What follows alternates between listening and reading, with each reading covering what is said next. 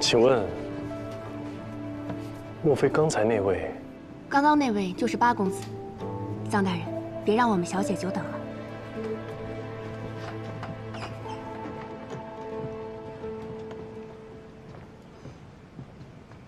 小姐，臧大人来了。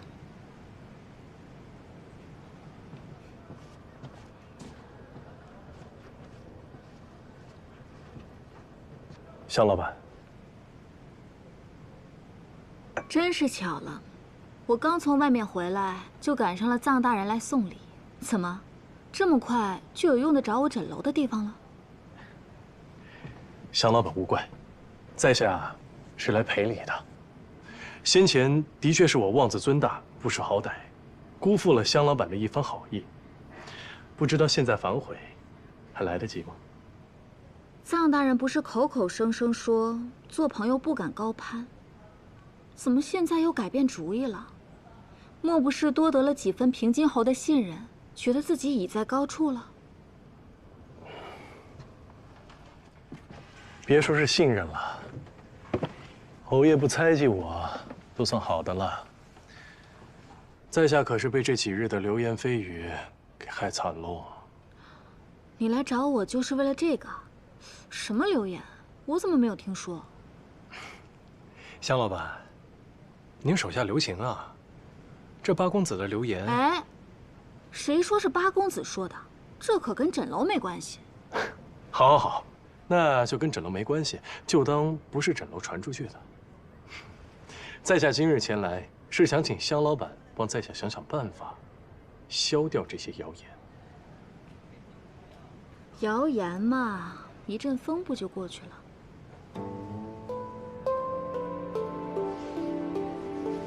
风会过去，但事儿不会。流言会留在人们心里，传着传着，人们就会忘记在哪儿听到的这些消息，到最后，都信以为真了。你这么在意啊？我爷说了，要将此事彻查到底。你拿平津侯威胁我？那我也只能听天由命了。 臧大人可高看我了，我没那么大本事，未必能说得动八公子。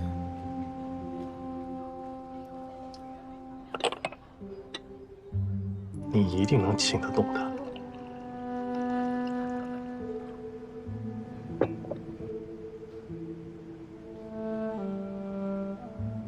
臧海，你要依附权势，大展宏图，这京城里多的是手握实权的贵人。 你不去依附他们，为何非要一门心思做平津侯的幕僚？当时他为了太后一事，在找风水先生，便抓走了我。我一介布衣，为了活命，我只能这样做。就好比溺水之人，在湍流中抓住一节浮木，只为图一线生机。只不过。 我碰巧抓住了一棵参天大树。依我看，不是他选择了你，而是你选择了他。香老板似乎也很在意吗？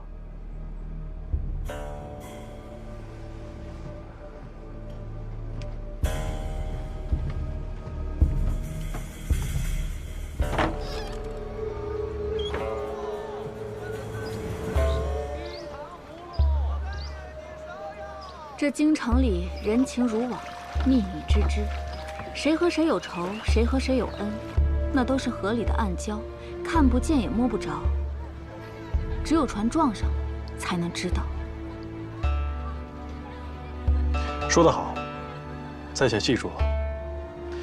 不过您放心，我不会与你为敌，咱们俩想做的事儿，并不冲突。冲不冲突不是你说了算的。香老板，不妨静观其变。我就在京城，接受你和所有人的审视。谁要看着你啊？将来你是好是坏，和我有什么关系？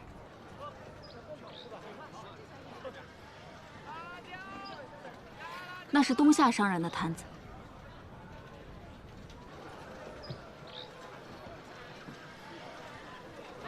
东夏和大雍贸易往来原是平常，只不过京城的生意不好做，又时常有都尉司盘查。他就像你说的，不知不觉接受了无数双眼睛的审视。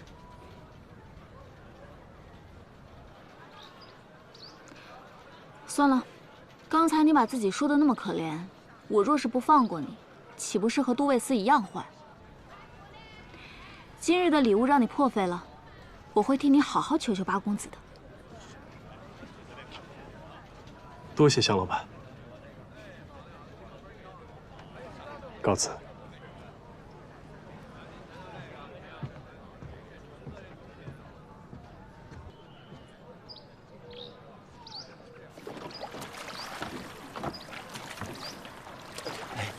公子要买些什么？随意看看。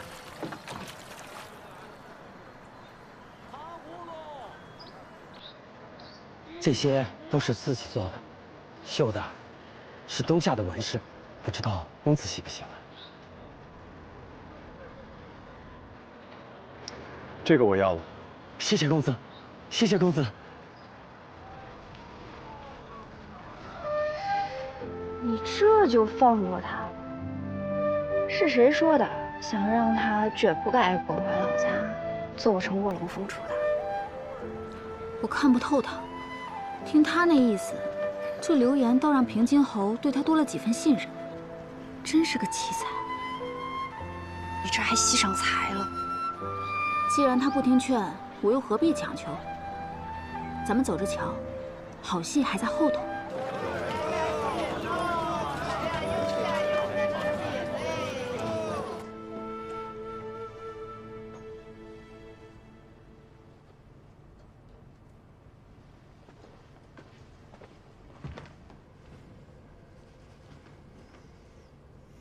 师傅，刺杀平津侯这么大的事情也不和我商量，你是翅膀硬了，会擅作主张了？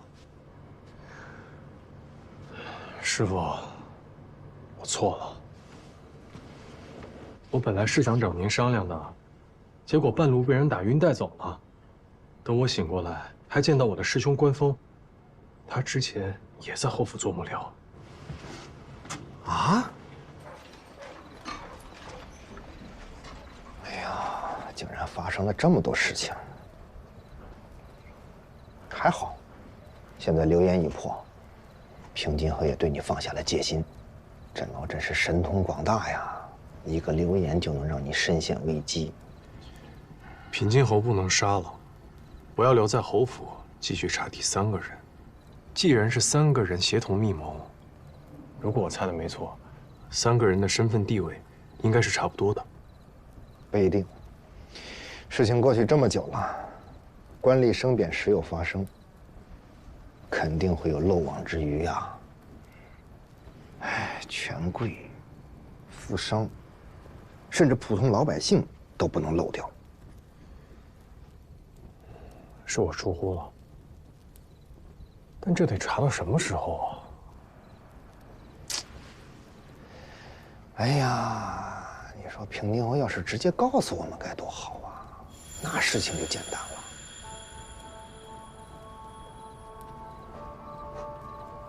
师傅，你说的对。哎呀，我还跟你说笑呢，你还当真了？不是，这事儿真的可以让平津侯亲口说出来。但我不能问，哪怕我跟他关系再亲近，一旦我问了，他就会立刻对我起疑心。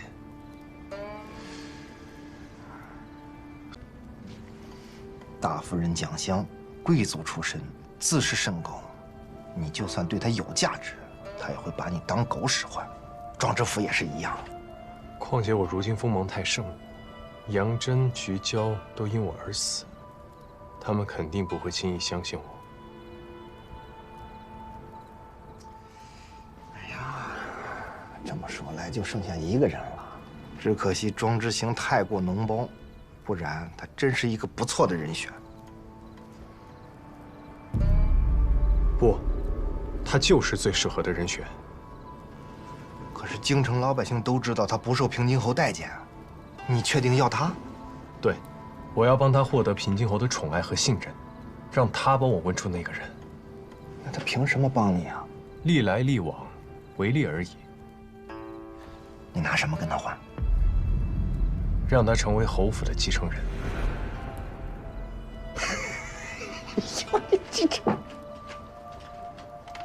庄知府是侯府嫡子，庄之行就是烂泥扶不上墙，他拿什么去争啊？这就是因为难，才能让他动心啊。我帮他上位，他帮我问出平津侯的秘密，很公平。而且我听说他生母以前是平津侯很宠爱的一位淑人，但是母子二人后来渐渐被冷落遗忘，这样的落差可不是寻常人能受得住的。所以我相信，他不会拒绝。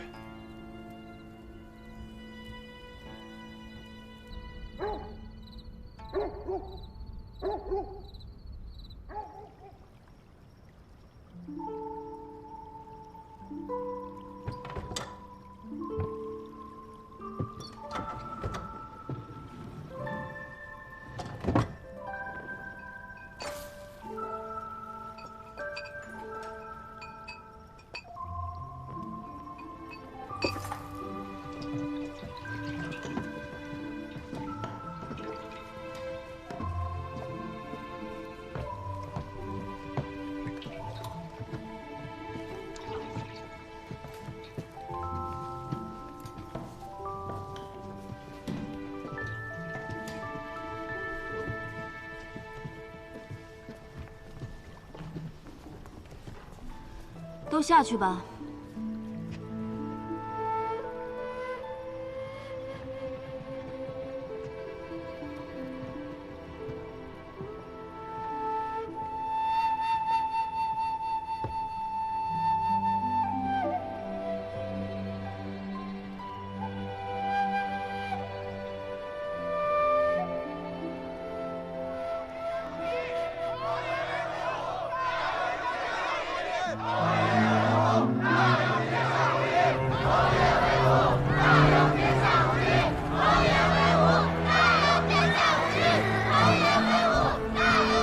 宣东夏郡主觐见。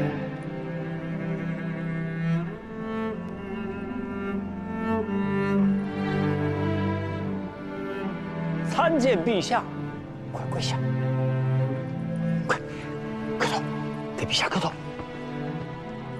东夏小儿不懂规矩，陛下勿怪。无妨，自有大庸礼官规训。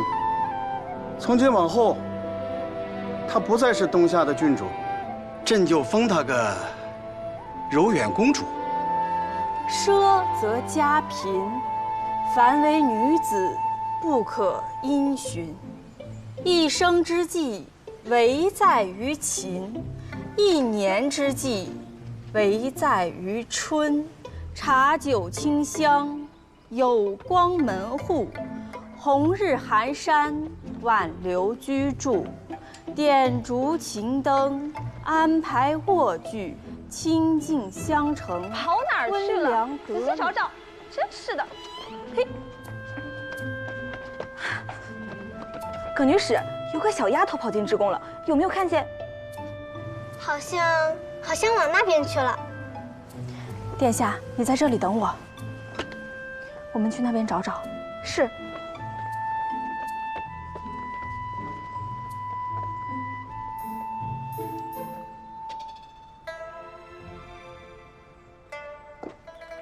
他们走了。你怎么没告诉他们呀？你又没做坏事，干嘛告诉他们？溜进来不算坏事啊。对我来说，溜出去才叫坏事呢。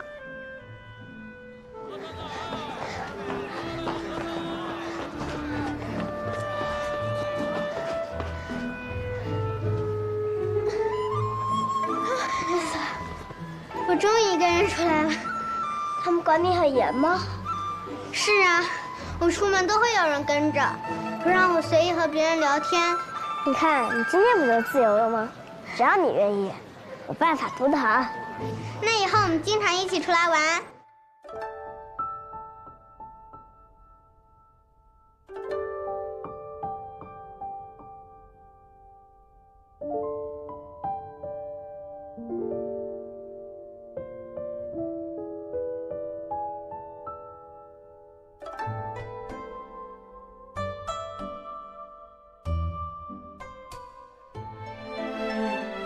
就要这个啦，那我给你插上。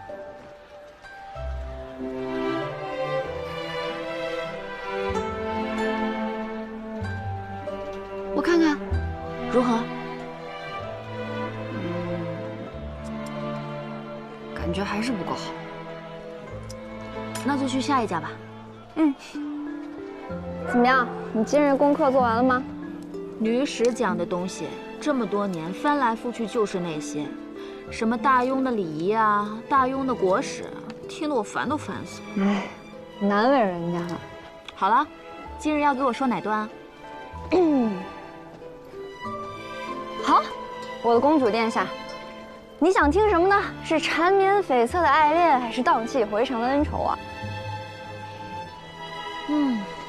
那我今日就要听冬夏的故事。好，那我就给你讲一个关于冬夏歌姬爱上大庸秀才的故事。骗人，根本就没有这个故事。那我又没有去过冬夏，我能编出来都已经是神通广大了，除非有朝一日你能带我去冬夏看。怎么啦？又想家了？没有。哎，有想过将来吗？我想过，不过我还没太想好。但是我知道，我不喜欢做那些女工，我也不喜欢看那些我爹让我看的书，枯燥极了。我呢，就喜欢整日坐在街头巷尾，听人们茶余饭后讲些闲言碎语，然后再把它们编成故事。要是再配上影戏，那就再好不过了。你说书再加上影戏，肯定会有很多人给你捧场的。到时候一天下来，打赏的铜钱就不计其数，我就拿个布袋子跟在你后面收钱。你这个财迷，你看看你，哪还有点公主的样子？我希望有一天，我们冬夏的孩子也能吃上冰糖葫芦，冬夏的百姓也能和大庸的百姓一样富足。我相信，冬夏有你这样的公主，一定会有那么一天。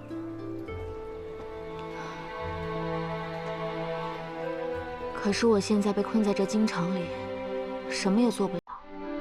我这个公主又有什么用呢？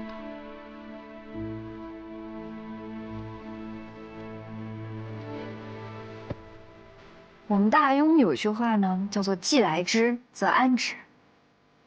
既然过去已经发生的事情我们无法改变，那我们就努力过好眼下的日子。至于你的冬夏子民，你现在虽然身在大庸，但是我相信有一天你一定可以帮到他们。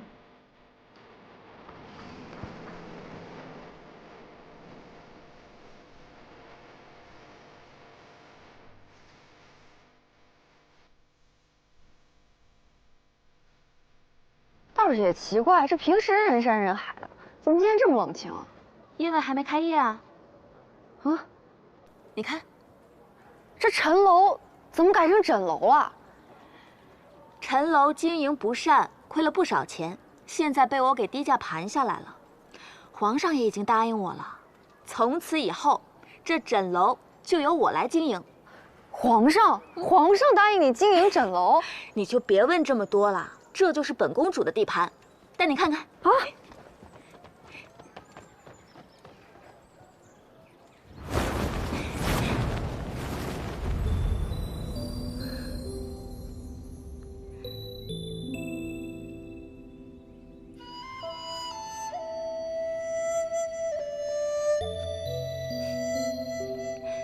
你之前不是和我说想要一个戏台子，给更多的人讲故事？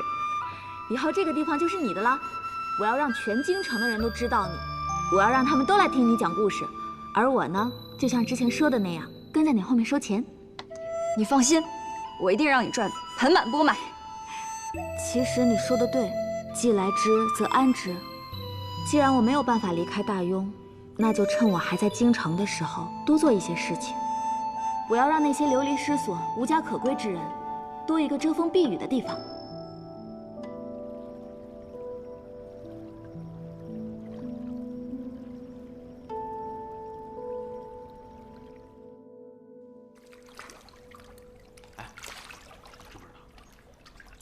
平津侯家的二少爷又在枕楼债台高筑了，这虽有多少？光这个月900两，还真是个败家子儿啊！我听说这吃喝嫖赌样样精通，这个家早晚让他败光，是吧？来，飘吗？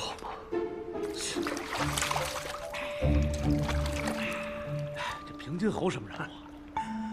他的大儿子庄知府。年纪轻轻啊，就做了工部侍郎。那你说这侯府怎么生出这么个不成器的小儿子呀？给那个侯府的脸呐，都丢尽了。丢尽！来吧，我看你们真是吃了雄心豹子胆了，敢在这个地方胡言乱语。我说你谁呀？跟你有什么关系啊？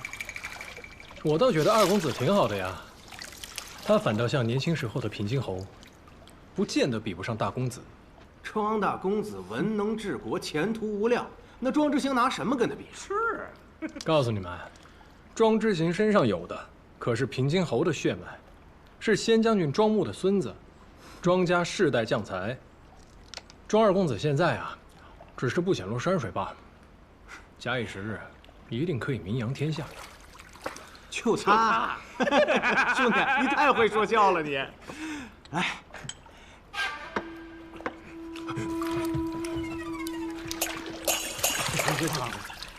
庄二公子，您怎么来了？我不能来吗？我不能在这儿吗？没事，你们继续。庄二公子，我们休息完了，您泡。对，您泡。走。哎呀，要不要找人治治他们？京城啊，瞧不起我的人多如牛毛，治不完的。上次叫你来跟我一起泡，那么见外，今儿怎么自己来了呀？在下出身贫寒，没见过世面。上回听了庄二公子对这药浴的一番褒奖，这心里就惦记上了。最近疲于案牍，就抽空过来缓解一下，让二公子见笑了。那你今儿可来对了，今儿这温泉水里加了红花、丹参和当归，有活血化瘀之效。你方才替我说话，我要谢你。这顿早，我请了。金陵岂是池中物啊！我第一眼见到你，就知道二公子绝非凡人。你好奇怪，这话不应该对我大哥说吗？所有人都恭维大公子，但我却觉得，你将来的路，比大公子更为宽广。哦，你说说。二公子弘毅宽厚，知人待事，我断定，侯府的下一任主人一定是你。还是不够了解我呀。我呢，闲了就尝尝枕楼的美食，闷了呢就喝喝丽月楼的美酒，心情好的时候就到画舫游湖，跟姑娘们说说笑笑；心情不好的时候，我就豪赌一场。哎，就我这活法，旁人羡慕还来不及呢，凭什么非得去做那一家之主啊？上下操劳。这些当真是你自己选择的，还是有人潜移默化地驱使你，让你对别的都不上心，只会这些吃喝玩乐的本事呢？看来今日并非偶遇，你是有备而来，专程等我的吧？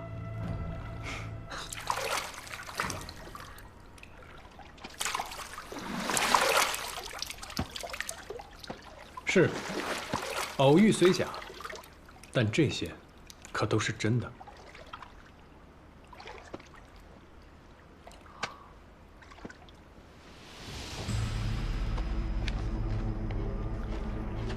我查了侯府历年的账册，是大夫人蒋香为你在酒楼、瓦舍、赌坊埋了近3万两银子的账，默默地替你打点周全。你是觉得自己遇上了一个千载难逢的好母亲呢，还是遇到一个心机深沉，把你养成废人，从此再无力与他儿子争宠的大夫人呢？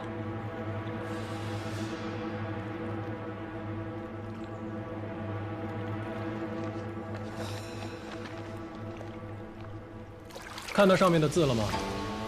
家下曲，家下指的是侯府内院，家下曲就是说二公子拿走了，但家字下面是个史字，意思就是说所有的钱财都被猪给取走了。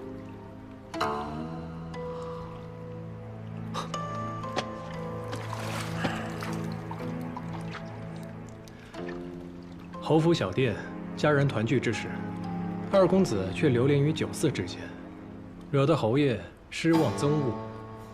久而久之，这侯爷心里自然就没有你的位置了。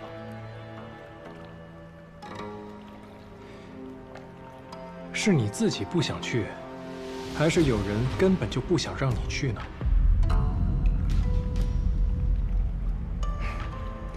二公子，你到底还要忍受这些羞辱到什么时候啊？大夫人的好，接受容易，拒绝才难。你难道就不想争一争？你想让我争什么？和大公子一争高下。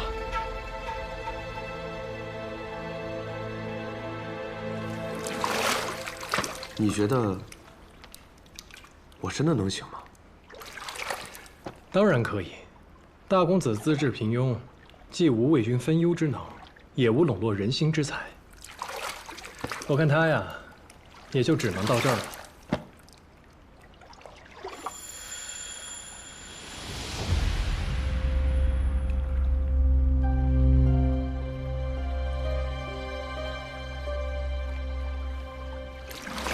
要是让他这样的人成为下一任平津侯，那侯府以后就只能每况愈下，日渐式微了。但二公子就不一样了，二公子磊落洒脱，颇有侯爷当年的风采，日后必能破虏平蛮，出将入相。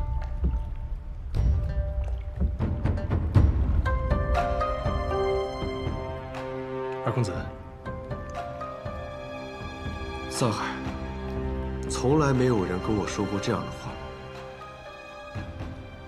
听你一番话，比我赢钱都开心。我们今儿一定得好好喝一杯。行，那就恭敬不如从命了，一切都听二公子的。好。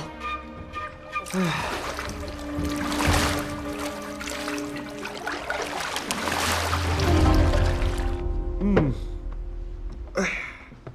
来，这是我一直存在枕楼的屠苏酒，拿出来给你尝尝。来，多谢二公子。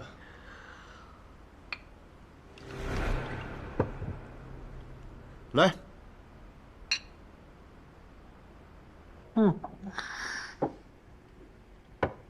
哎，桑海，你倒是替我操心了不少，但是我觉得，你不只是要替我谋划，还要帮助你自己吧。不痛不痒的小幕僚而已，他不会对我另眼相待的。但是二公子就不一样了，二公子如今两手空空，何不奋力一搏呀？你倒是看得分明啊！我大哥如今已经在朝堂做官，本就是我爹的指望，你就是帮，也帮不上什么。于是你将宝压在我身上，赢就是以小博大，一个人独赢。你很懂得赌嘛？哎呀，哪儿比得上二公子啊！桑海啊，今日一叙，我才发现原来侯府里还有人替我操心，替我着想。来，我敬你。哎，你这，在下不胜酒力。你这是瞧不起我的酒吗？不，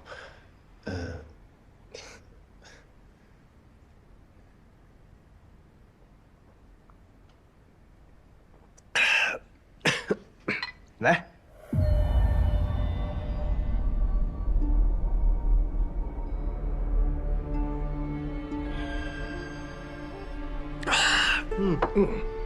果然是好酒啊！喝酒我行，其他的，我这肩不能扛，手不能提，只懂得享受，恐怕要让你失望了。二公子言重了。不信？我跟你说个事儿。小的时候啊，我曾经被一个恶童抓住，关在地道里，才1个晚上我就差点死了，所以说啊，我是真一点苦都不能吃。二公子这叫福泽深厚，大难不死必有后福。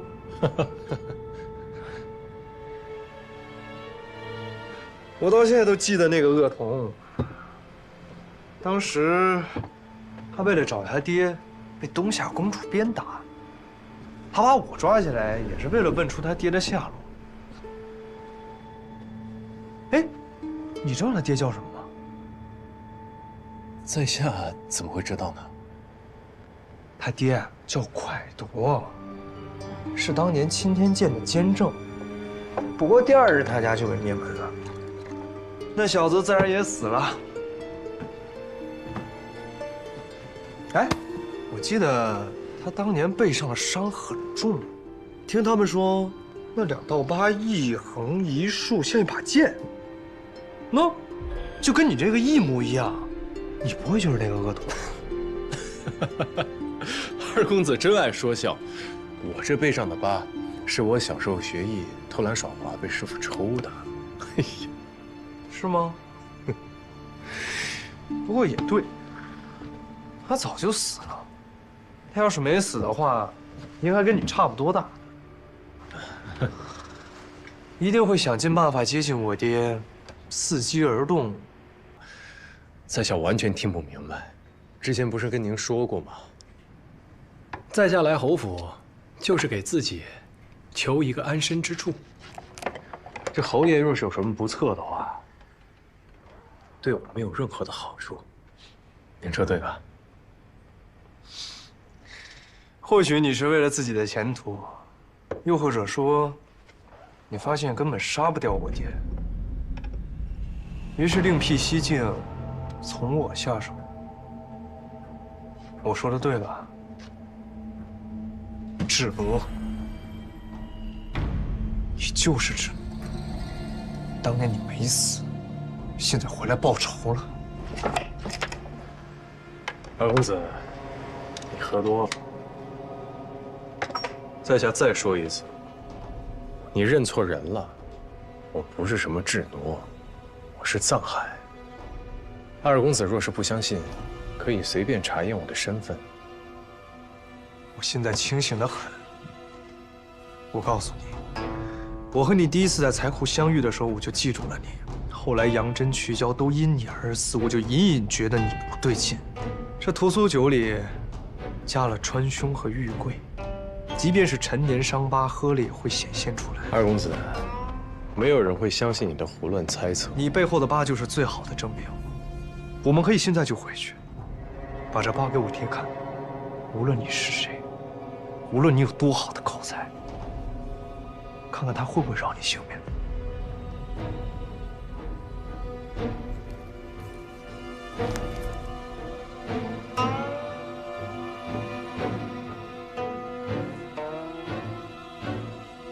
既然你都已经看出来了，为何直接来告诉我？因为我爹的手已经沾满了你家的鲜血，我不想他再杀了你。10年前的那天夜里，我因为在你家受了气，睡不着，就想去找我爹，让他给我出气。爹。后来我困了，就在他房外的廊下等他。他很晚才回来，我想叫他，却看到他脸色阴沉极了。我知道，那天晚上一定发生了什么事儿。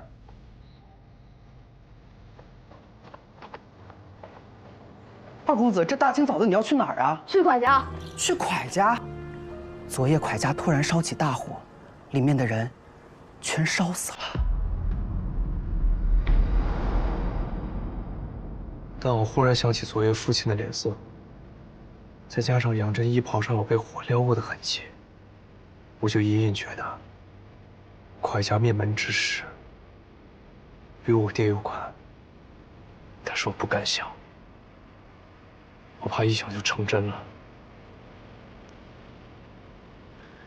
芷罗，我知道你这些年一定过得很苦，很恨我爹，但是我不能让你报仇，因为我只有他一个亲人了。你杀他，我一定会先杀了你。离开侯府，离开京城，永远不要再回来。我要是做不到，我只给你1天时间。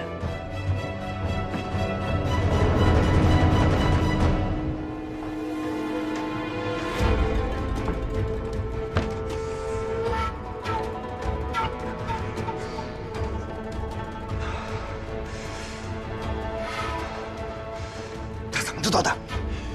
他比我想象的还要聪明。我与他第一次在财库相遇，他便记住了我。后来我接连除掉了杨真跟曲娇，他便对我起了猜疑。我背上的疤，他虽然没有见过，但他当日听师兄们的描述便记了下来。原本疤痕已经不明显，但是今日在诊楼，他让我喝下秘制的药酒，2条疤便显露了出来。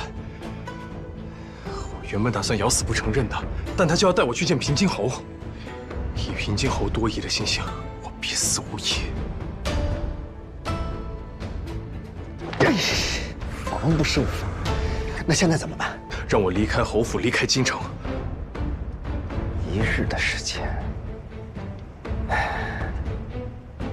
明日你要跟平津侯去陵园祭祖，庄之行一定也去。等到了陵园，庄之行肯定有落单的时候，让官风室内在陵园下手，杀了他。他不是个坏人，罪不至死。心软了？我没有。你不想杀无辜之人？平津侯可曾放过你家一个？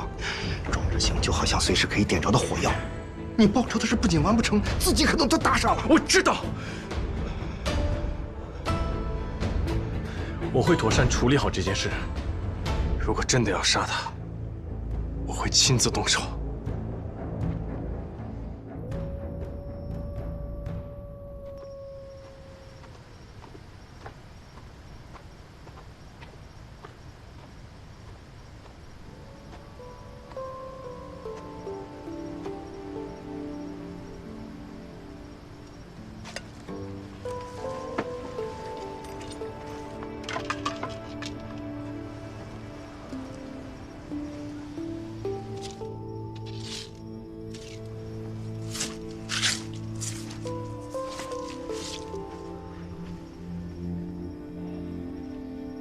娘，我来看您了。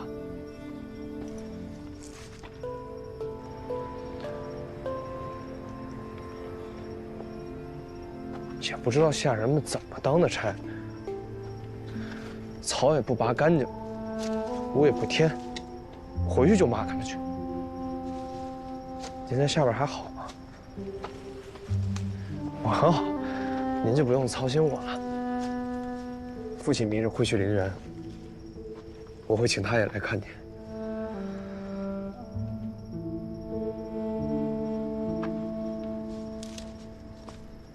大夫人待我不错，也没有苛待我，只是一直防着我，想把我养成一个废人，不能跟大哥争宠。可在这儿多虑了，我从来也没想过。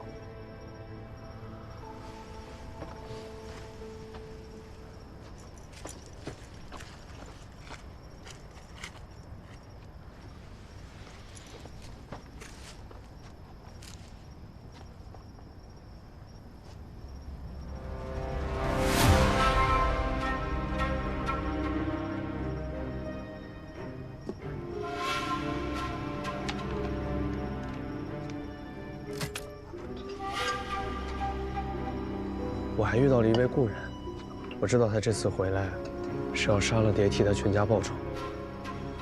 我要他离开京城，再也不要回来。